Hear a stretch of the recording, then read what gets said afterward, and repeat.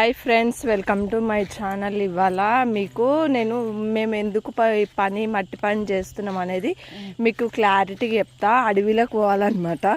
ఇదంతా అడవి, 1 కిలోమీటర్ దూరంలో నడవాలి. నడిచినాక అక్కడ కోపులు కొడతారు. కోపులు అంటారు, కరువు పని అంటారు.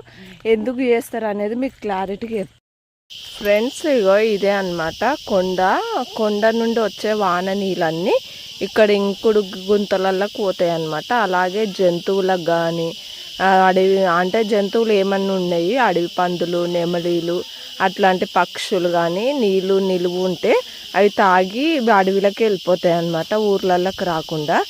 అలాగే చెట్లకు కూడా పనిచేస్తుంది అన్నమాట. చెట్లు ఈడ నీళ్ళు నిలువ ఉంటే ఆ చుట్టుపక్కల చెట్లకు అన్నీ నీళ్ళు ఇస్తాయి అన్నమాట. ఇలా కొండ నుండి వాన నీళ్ళు పడితే అవి వేస్ట్ కాకుండా ఇంకుడు గుంతలలోకి వస్తాయి అన్నమాట.